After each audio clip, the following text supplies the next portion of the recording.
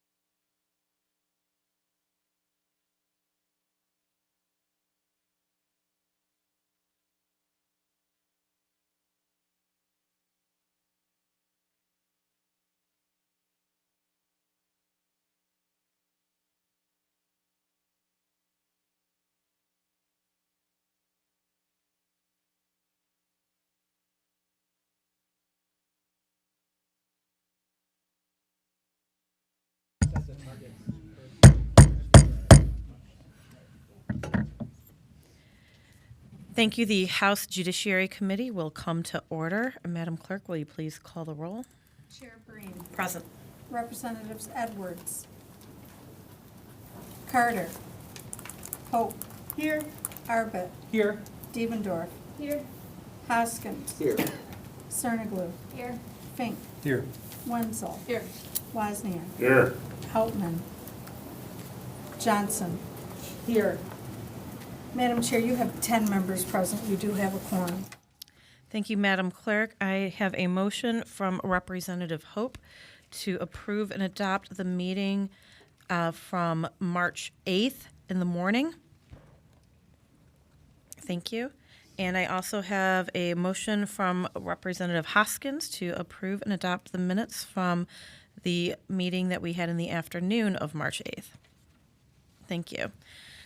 Today we are going to be hearing testimony and voting out 3 separate bills. We're voting out only 2 of them.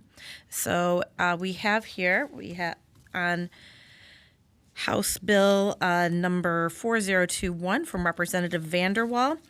We have the representative, Max Saxton, Executive Director of the Michigan Sheriff's Association. We have Lake County Sheriff Rich Martin and Sheriff Deputy Bob Meyer here to testify. Also supporting the bills but not testifying, we have Taylor Rittenbush of the DNR. Gentlemen, come on up.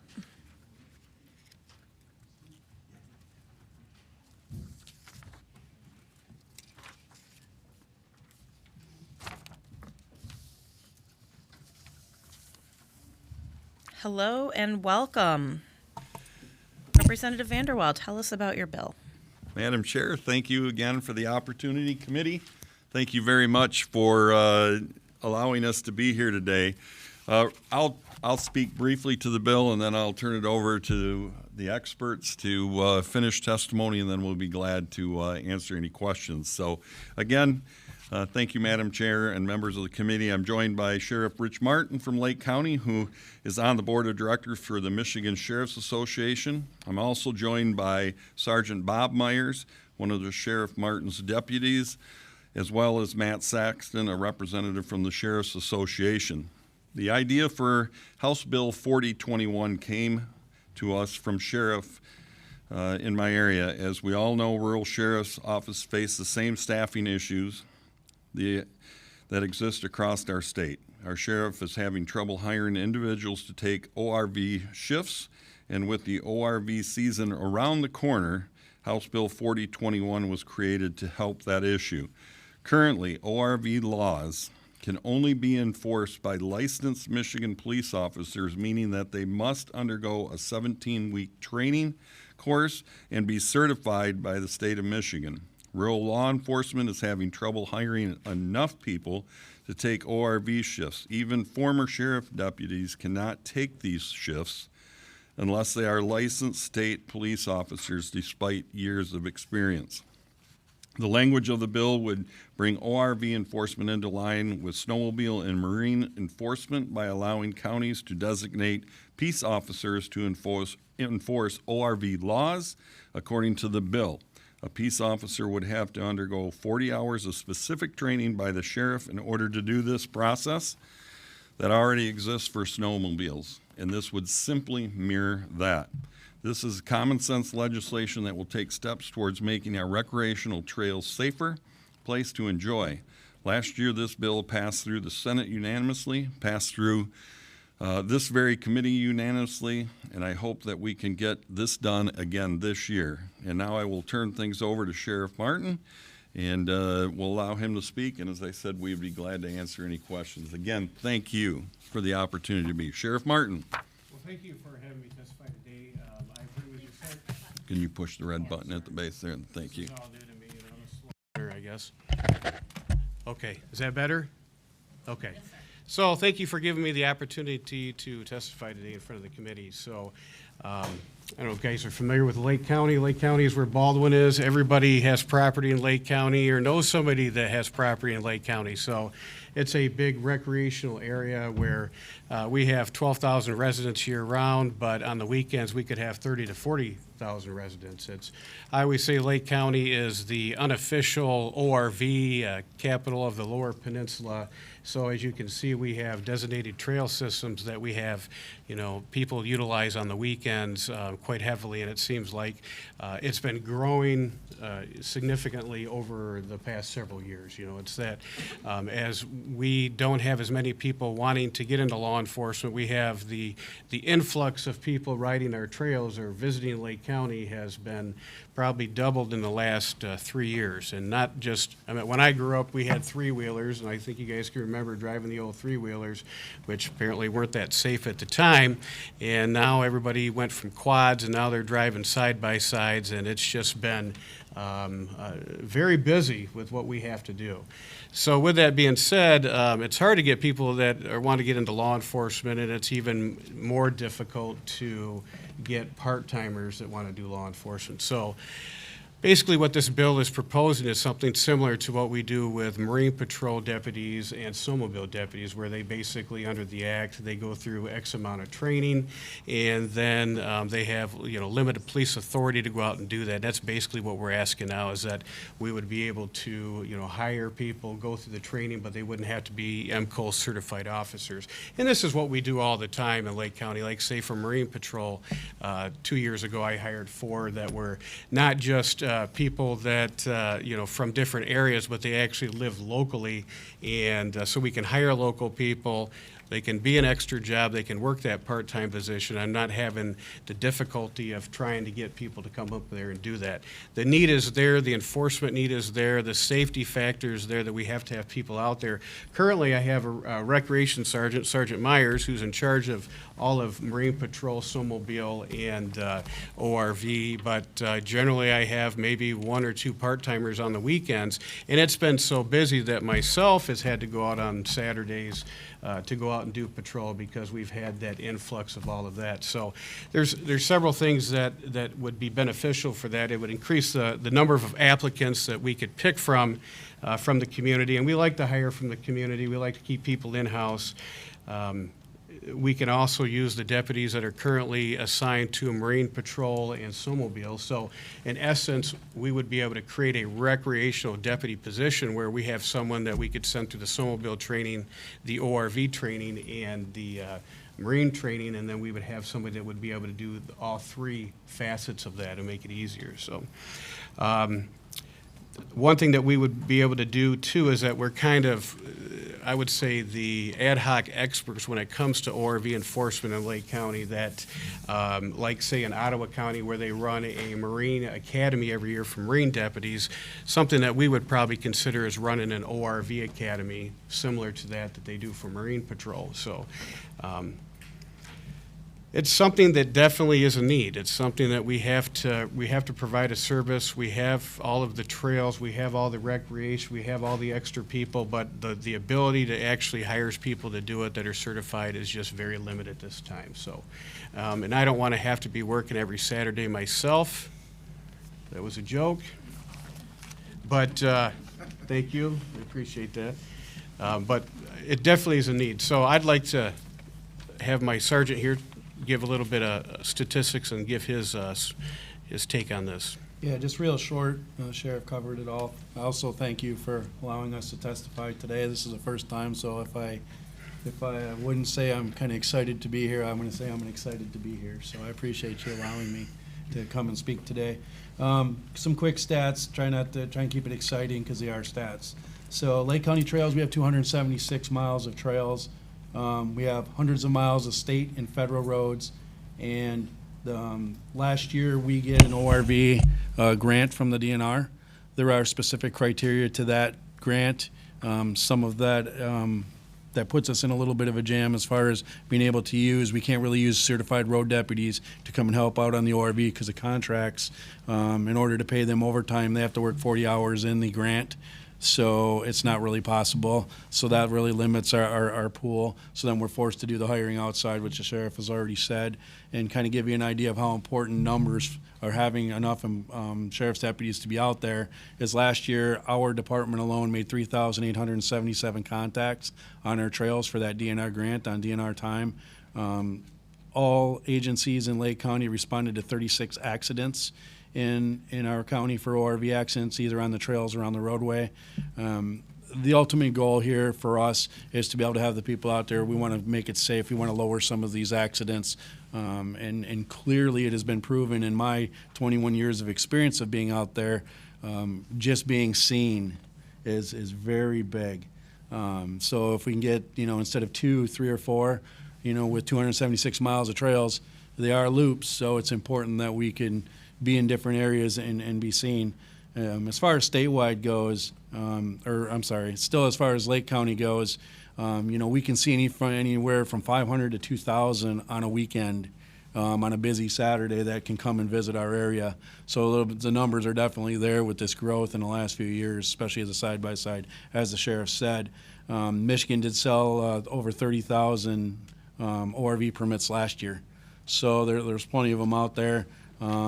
Michigan trail miles totals 4,000, so I know we're speaking for Lake County kind of here today. We're also speaking for the whole state because it will help any agency that does what we do. I believe that's all I have. You can open up to questions, or Matt, or whoever's next. Chair Breen, committee members, thank you for having us here today. I am Matt Saxton. I'm the Executive Director of the Michigan Sheriff's Association and retired sheriff of Calhoun County Sheriff's Office. We have been attempting to get this legislation through for quite some time. Representative Vanderwall had it sponsored last year and unanimous support, and things got in the way to get it done last year, so we'd appreciate your support on getting this legislation through and assisting the sheriffs to keep the vacationing and recreating citizens of Michigan and our visitors safe as they come to enjoy this great state of Michigan. As Sergeant said, there's over 4,000 miles of trails in the state of Michigan, and some of those counties are sparsely populated. Keweenaw County, it's the sheriff and 4 deputies. So with his ability to hire his Marine Patrol deputies and his snowmobile deputies to provide coverage for the ATV season, it would benefit those sparsely populated counties such as Keweenaw, but it also downstate here in Berry County, they have several miles of trails that they have difficulty filling. And these deputies are only able to enforce the recreational ATV laws, Marine Patrol laws, and snowmobile laws. They're not out investigating crimes, and they're a sole practitioner. We do a great job in training the deputies for Marine Patrol through our 40-hour Marine Academy, and I'm thankful to hear Sheriff Martin say he's willing to host a 40-hour ATV Patrol Academy. So I'm going to take him up on that already if this legislation passes through. So we really appreciate your support on that, and this is smart bipartisan legislation that is only doing one thing, and it's keeping the citizens of Michigan safe as well as our visitors that come to Michigan. Thank you. I've got a few quick questions here. I think you just mentioned that they might be allowed to enforce not just the ORV, but snowmobile. And can you please clarify what laws that they will be enforcing? So this will allow those already trained, this will allow individuals that go through a 40-hour training on ATV laws, recreational ATV laws, and trail regulations that only regulate ATVs and the use on trailways. So they're not out investigating crime on top of it. So currently, we do the same thing with Marine Patrol, and those deputies provide coverage for the DNR regulations in regards to watercraft and how they're operated on our waterways. Those same deputies, if that water's frozen and there's an ATV out there, through this law could enforce the ATV laws, but currently they can't. Okay. Madam And- Chair, could I speak on that Please. too as well? So I think also, not just the 40 hours of training under the act, that's what would give them the authority to be able to do that. But one thing to remember that people don't think about is that that's just what the minimum that they have to do. But when they work for the department, it's just like working corrections. There's certain things that they have to do on top of that as a department person. I mean, we have to do defensive tactics, they have to qualify, they have to do all these things. So the statute may say 40 hours of that training specific to that to have that authority, but there's a lot of training that they're going to have on top of that, because we're not sending people out there that are not trained, okay? It doesn't get to the extensive training of somebody that goes through the police academy, but it's a pretty good close, I mean, it's a close comparative to that. So I kind of thought maybe that might have been the question too, so. Okay. I just have one more question before I turn it over to Representative Wozniak. How many, on average, officers are needed to cover the ORV shifts, and how many do you have currently?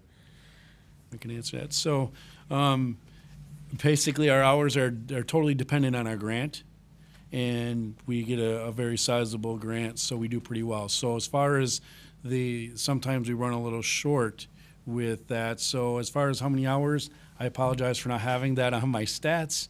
But we have currently 2 certified officers that are part-time, and then myself that work ORV. So the 3 of us, which actually one is able to work on any given weekend because they have their other jobs, because they have to maintain their certifications. So 276 miles for 2 of us, we put in about anywhere from 16 to 25 hours, depending on the traffic for ORV. That day, and that would be the 2 of us that would work that. So if we could do a split shift, it'd mean we wouldn't have to work 18 hours on a day, 19 hours on a day, and it makes it safer as well. Okay. Thank you. Representative Wozniak. Thank you, Madam Chair. I think this is great, good idea. I'm glad you're picking up the gauntlet to at least have a training program. That'll result in certification for these officers. Back in the 70s, I had an 80-acre piece up in Lake County, so I'm familiar with the trail very much along the Pier Marquette. Oh, it's beautiful. It really is. So my question is, during firearm or bow or black powder season, does your activity pick up with ATVs, and would you have to increase your enforcement? So actually, during firearm deer season, your hours of operation are only from 11 to 2 for the afternoon, and then after dark. So basically the hours before dark, to give the hunters their opportunity out there as well. But a lot of hunters now, I'm getting to your question here, so a lot of the hunters now are using those very same machines to and fro. So I would like to say that we put extra on, but as you just found out, we have 2. So the activity increases, the officer level is what it is. So yeah, we kind of just try and be seen, work those specific hours in between. So if there is issues, but yes, it has increased, and this bill would help us to get hopefully one of those extra part-timers or 2 in there. And then we can be more visible to the public, both the hunters, the fishermen, and also the general public. This may be a silly question, but they'll also know the hunting rules ancillary to the ATV rules? So, yep, actually the process by which I would be tasked with developing this program, I've already done it for our snowmobile guys. So they also have to know those hours of operation. So the answer to that would be yes. Do they know every deer hunting rule? No, they don't. Their scope is going to be the use of those ATVs in that time frame, and that's where they would be sticking. If they come across some violations by their own knowledge that's outside of their scope, they would then contact myself, a certified officer, a DNR officer would handle that. Yeah, I'm really envious where you guys live. It's beautiful, just beautiful. Thank you. Representative Outman. Thank you, Madam Chair. Thank you all for being here today. Thank you, Representative, for working on this legislation. Just a quick question. Has your recruitment efforts been easier for snowmobile and marine shift as a result of this policy? Well, if you're saying that the current statute has in being able to hire people, absolutely it has been. So, for example, what we have seen and historically has been the people that we do hire part-time are already involved in usually some public safety capacity in the county. And what I mean by that is like may work for a firefighter for Pleasant Plains or Weber Township or work ordinance or a constable, those type of things. So it's generally the people that I have historically hired to be in this role are people that we're already familiar with, that we work with on a regular basis, that we have contact with on other incidents or traffic crashes, those type of things. So, so they have a little bit of experience already when it comes to dealing with the public in emergency situations. So, that's basically what I've done. It's hard to hire somebody with no experience whatsoever, so we kind of like a little bit of experience. It doesn't have to be law enforcement experience, but something that has something with the public safety sense to it. With that being said, we've also hired people that work for the government or certain municipalities, like one of the water guy that works for Weber Township. That's his full-time job, but he works for Marine Patrol on the weekends. So it isn't where we're trying to hire people. It's more if in a small town like Lake County, the more people that we can hire that live inside the actual county is what we want. We don't like to hire people that, if we don't have to, that don't live outside the county, because as we can see, in the past, Lake County was always a training ground where people would start their law enforcement career in Lake County and then they would move on to other places. Well, that has changed in the last couple of years, where people actually are coming to Lake County to actually work versus coming here and going somewhere else. But, when you get younger officers, people out of the police academy, those type of things, they always want to work in a big department. And then after 10 years they've been on the job, they're like, sometimes this is nothing more than being a babysitter, so maybe being in a small town would be better, and a lot of them that will retire, they'll come back into that slower environment. So if that answers your question. No, you answered it perfectly. And it was just out of my own curiosity. I live in a district where unfortunately, I don't have recreational trails such as this, so we don't face a lot of these issues. But I certainly understand the issues that you guys face in your neck of the woods. And so I was just curious if the policy changes that we implemented for snowmobile and marine shift has had a positive impact. It sounds like it has. For example, last summer we had a couple that had quit Marine Patrol, and then we had ran our own academy, our own academy with our own people, and we put on 4 people. We went through the training, and we already had by that summer, because we have a lot of lakes there too, like Big Star Lake, Bass Lake. We have to have coverage on there, because if we don't have coverage, then they're calling me and making sure why, because there's always certain things that are happening in the county, so. Yeah. And how quickly can you complete that training? I walked in late, so I apologize if this is a little redundant, but can you complete that training in a fairly timely manner? So it's a 40-hour requirement under marine and snowmobile. This would be one and the same, if passed as the way I read it. So it'll be the same. So yeah, we usually takes us about 2 weeks is what we did with our guys. I would think that we would have to condense it down if we're going to do the whole state. We're going to do it maybe to look just like the Marine, so we do it in 5 days. The Marine that's put on by Ottawa County is in 5 days. I think we would need to do that exact same thing within 5 days. We spread it out because it's our local people, and they also have other jobs. So it was easier for us to spread that out over 2 weeks for our Marine guys, still get the 40 hours in. And I think what's important to mention, out of the 4, we've retained 3 in 2 years of the 4, so that is also very good. With going to non-certified, because we don't have those people moving on to other departments. Terrific. Do you guys accept politicians? I might be putting in my resume. No. You know what? It gets dirty, but if you want to, I'm more than happy to have you come out. Thank you, gentlemen, for being here. Thank you, Representative Fink. Thanks, Madam Chair.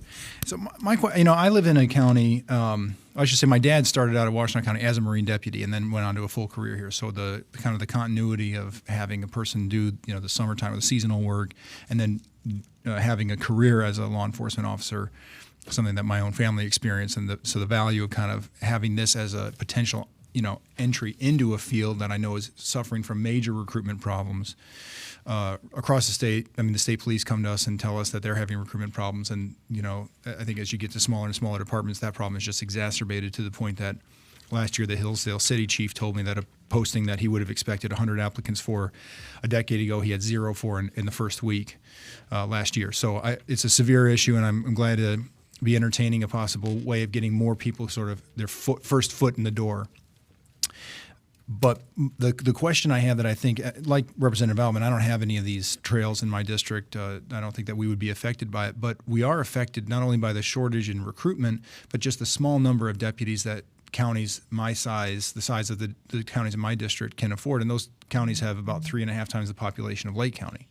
So when we're talking about communities that are affected by these trails, my question would be, how valuable not having to send one of your regular deputies to deal with an incident that a part-timer could deal with instead in the ATV case, in the case of ORVs, or even the experience you already have with snowmobiles and marine patrol. Tell us about what difference it makes to have your full-time guys freed up, if you would. Well, one thing, let's go back and talk about Lake County in general. So Lake County is probably one of the only counties that the sheriff's office is the only law enforcement agency in the entire county. So we do get, assistance from the state police, probably 40 to 50 hours a week. But other than that, our backup is the DNR, the conservation officers, and the forestry service. So there's usually 2 conservation officers that cover probably 4 counties, and they happen to cover that. And then the forestry service, there's usually 1 that covers probably 6 counties. So the backup, we're pretty much on our own. So to kind of comment on what you were talking about with people starting off as a Marine deputy and further in their career, I've seen that happen with a lot of colleagues of mine when I started this many years ago. And like you said, 20 years ago, you had 1 position open up with a good department, you'd have 200 applicants.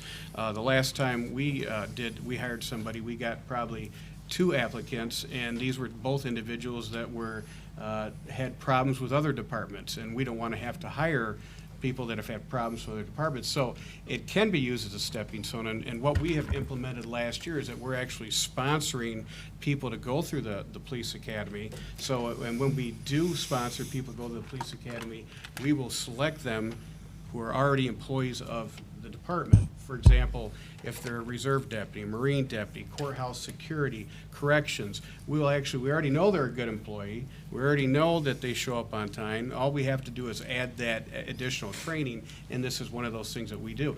We would send them through the academy, which we've been sending once a year, which has made it so much easier. And then the retainment issue after that is that we already know they're a good employee. We're giving them the necessary skill set to be a certified police officer. They go out there. So it's one of those extra tools that they may start here, they may start as ORV, they may start Marine Patrol, but this lets us look at that person, and if we want to expand, because currently our department is full. I mean, we're fortunate, probably one of the only departments in the state. Sheriff, I'm so sorry. Could you just wrap up your thought? We do have 2 more bills to get through. And that's all I got to say about that. Okay. Thank you so much. I expect that we will be taking a vote on this bill at our next hearing. So thank you again, Representative Vanderwell, for bringing this forward. Gentlemen, thank you for your service and for testifying here today.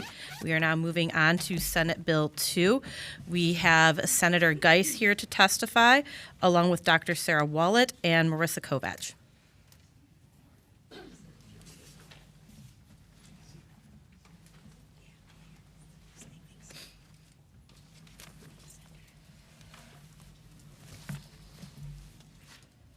Thank you, Senator Geis. Tell us about your bill.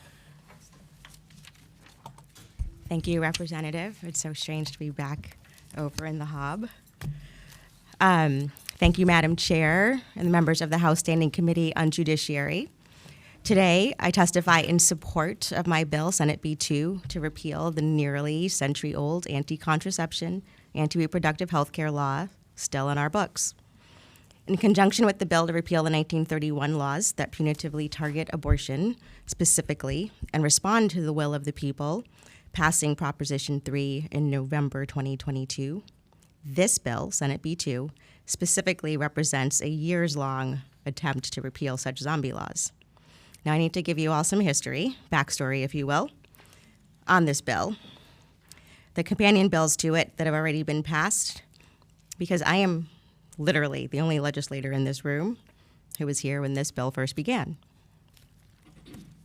When I joined the legislature in 2015, the protections of privacy, the autonomy for people to make their own reproductive health care decisions free from governmental intrusion, and the professional work of reproductive health care providers were already threatened here in Michigan with its own targeted regulation of abortion provider laws, also called TRAP laws, mandatory waiting periods, and other prohibitions on coverage for abortion services and procedures.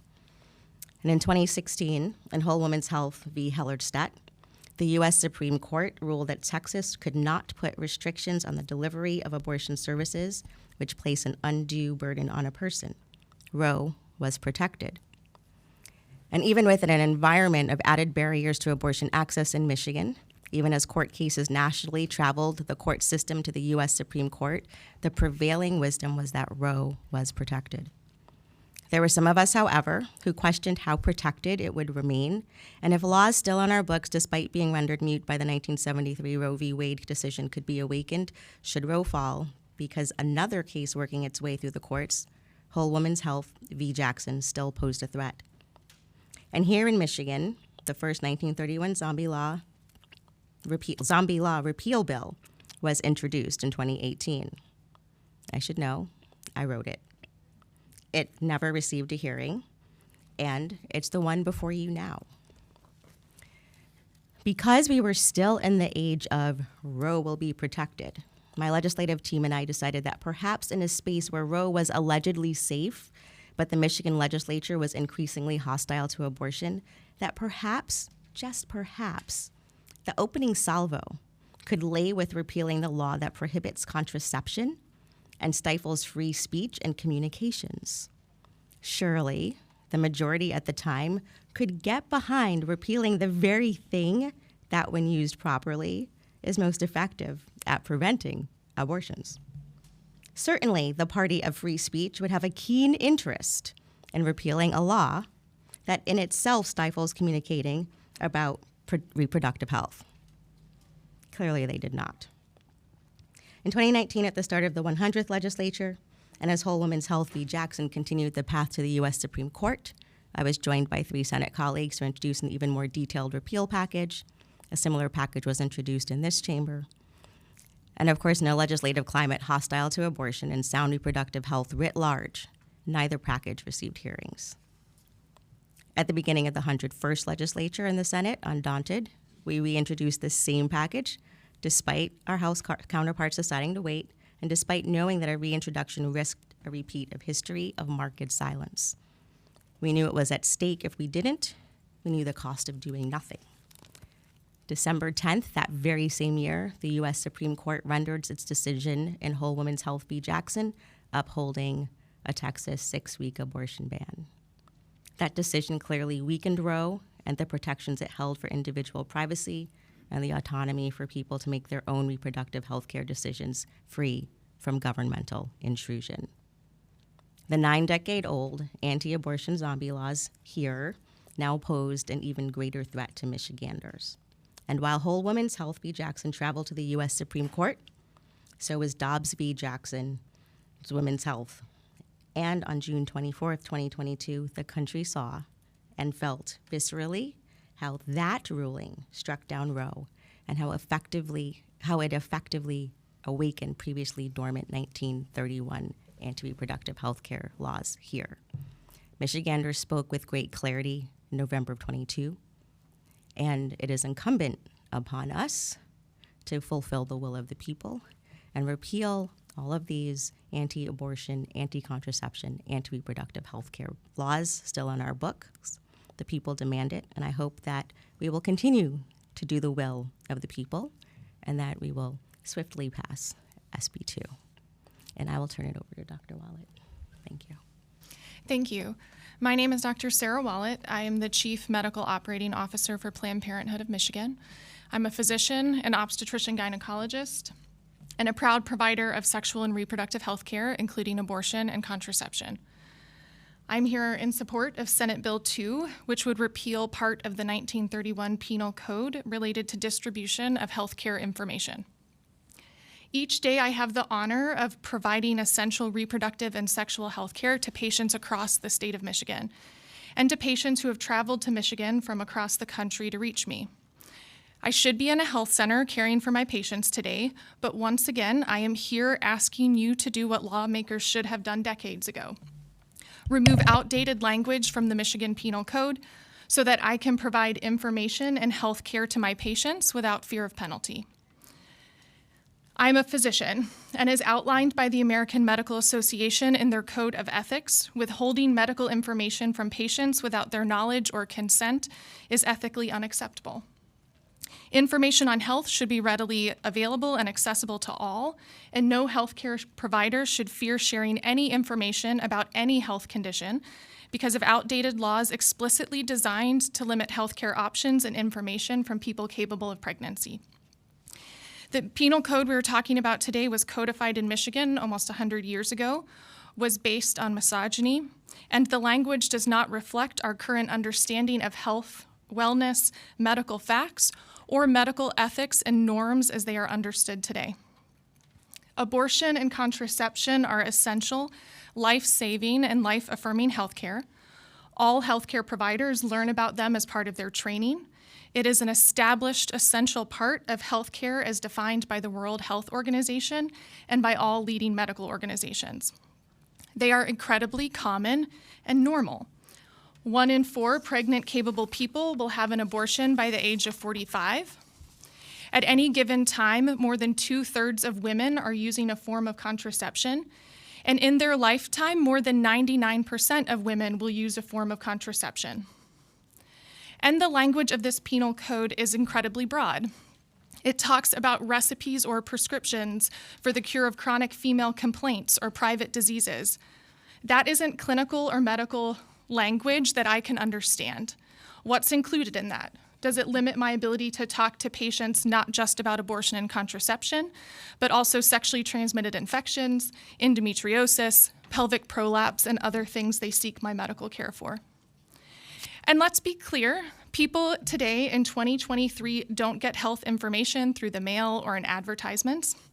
They get information from the internet and Facebook and TikTok and other social media outlets.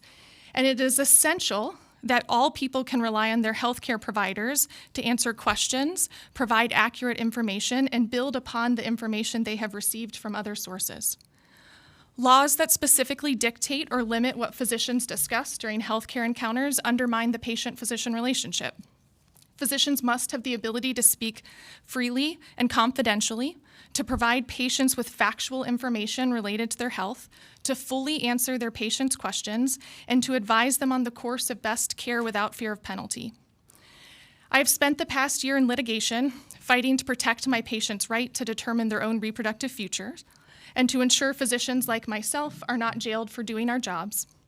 And I am still here fighting for a Michigan that reflects the needs and desires of my patients and their loved ones. Michiganders made it clear that they support reproductive freedom for all in November, the individual right to make and carry out all decisions around pregnancy. To exercise that right, my patients and every Michigander needs to know that they are receiving medically accurate information about all of their options from a trusted source. And that trusted source is me and the other healthcare providers in this state who have dedicated our lives to providing ethical patient care. On behalf of physicians and the patients who count on us for care, I urge you to remove this threat to our rights and health once and for all. Thank you for your time. Thank you. Before we go on to Ms. Kovach, just so people know the specific section that we are referencing here for repeal, it's MCL 750.40, private diseases, conceptive preventatives, publication of cures. Publication in indecent language for cures for private diseases and conceptive preventatives. The publication or sale within the state of any circular, pamphlet, or book containing recipes or prescriptions in indecent or obscene language for the cure of chronic female complaints or private diseases, or recipes or prescriptions for drops, pills, tinctures, or other compounds designed to prevent conception, et cetera, et cetera. Do either of you have a favorite recipe for that by chance? No? Senator Geis?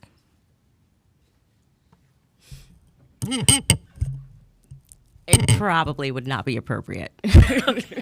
Thank you. Ms. Kovach. Thank you. Good morning. My name is Marissa Kovach. I am the legislative director at the ACLU of Michigan, and I think, missed the opportunity to be able to say chronic female complaints in my statements.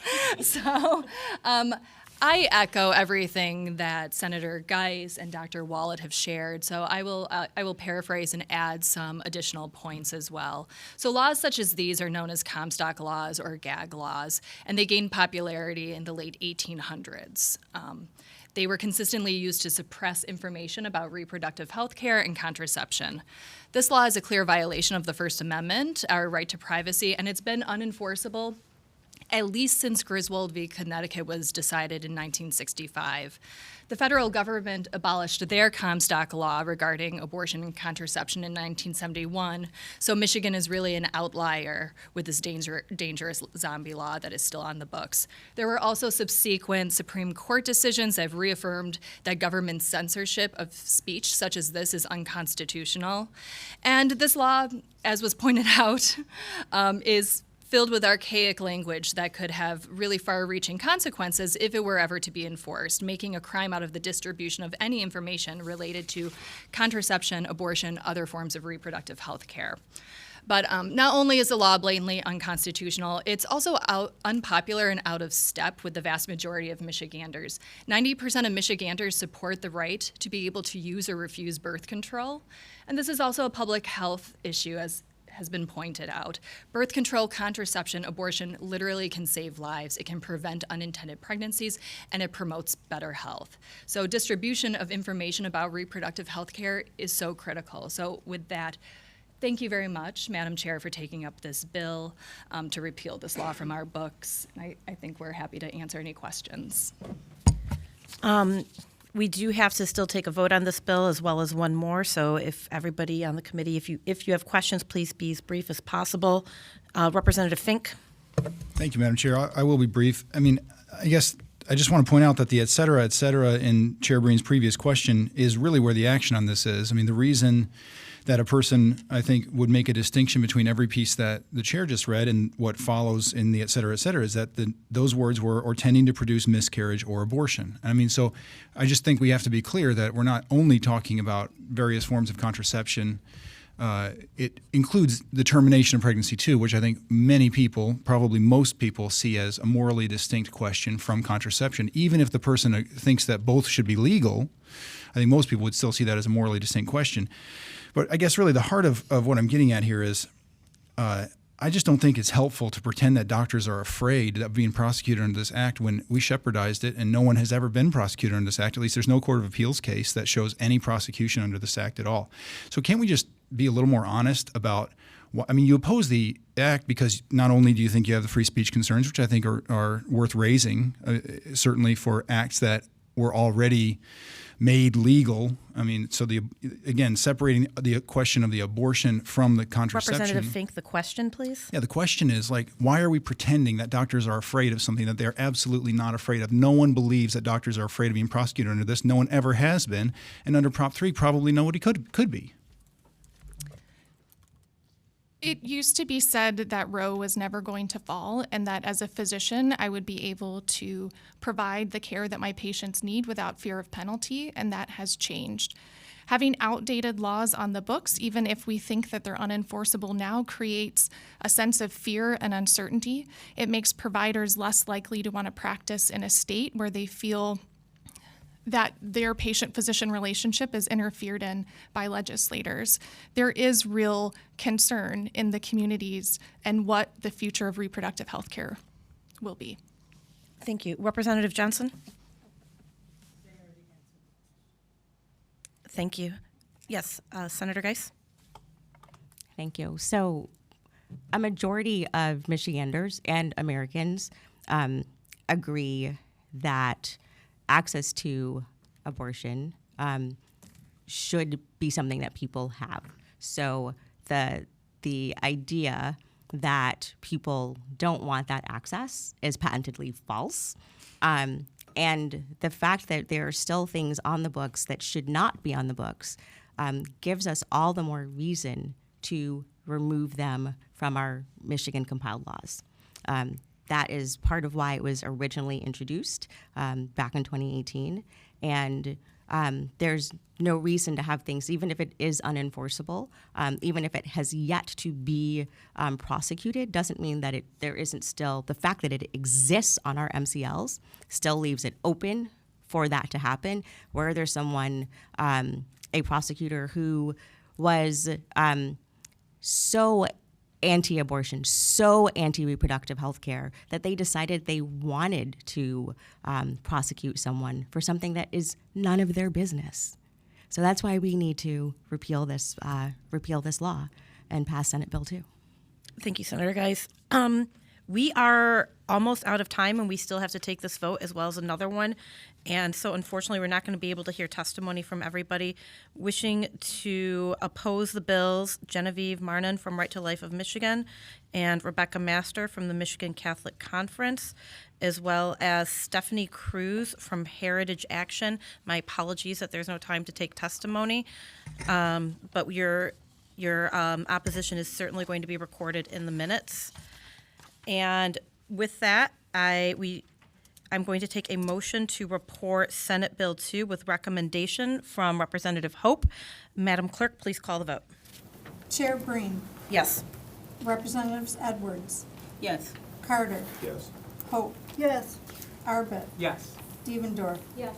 Hoskins. Yes. Cerniglu. Yes. Fink. No. Wenzel. No. Wozniak. No. Outman. No. Johnson. No. Madam Chair, you have 8 yeas, 5 nays, 0 pass. Senate Bill 2 is reported with recommendation. Thank you. We are now going to turn to House Bill 4045, and we do have a substitute for that. I would ask that Sergeant Fletcher come up here and give us a brief, very, very brief summary of the substitute.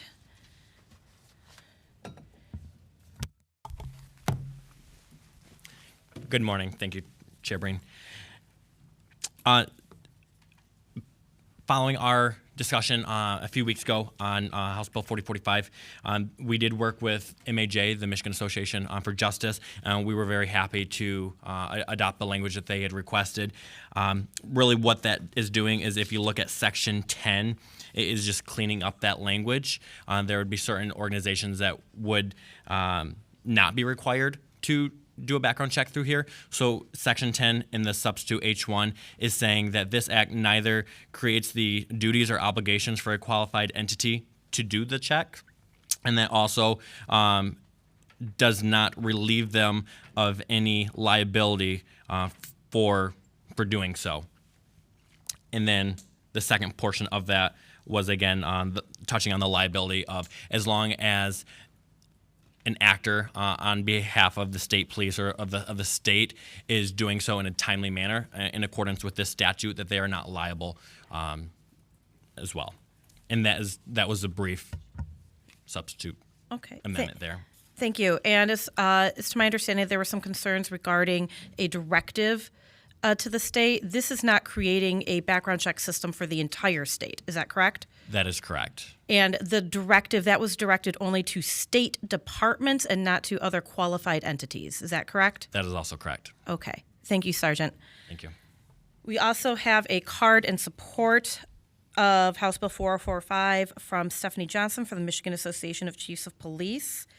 And I do have an H1 substitute for House Bill 4045 before the committee. I will take a motion from Representative Hope to adopt the H1 sub. Madam Clerk, please call the vote. Chair Breen. Aye. Representatives Edwards. Yes. Carter. Yes. Hope. Yes. Arbit. Yes. Devendorf. Yes. Hoskins. Yes. Cerniglu. Yes. Fink. Yes. Wenzel. Yes. Wozniak. Yes. Outman. Yes. Johnson. Yes. Madam Chair, you have 13 yeas, 0 nays, 0 pass. The substitute is adopted. Thank you. I will now take a motion from Representative Hope to report House Bill 4045 as substitute H1 with recommendation. Madam Clerk, please call the vote. Chair Breen. Aye. Representatives Edwards. Pass. Carter. Yes. Hope. Yes. Arbit. Yes. Devendorf. Pass. Rep. Devendorf, pass or yes? Pass. Pass. Hoskins, Yes. Cerniglu, Yes. Fink, Yes. Wenzel, Yes. Wozniak, Yes. Outman, Yes. Johnson. Yes.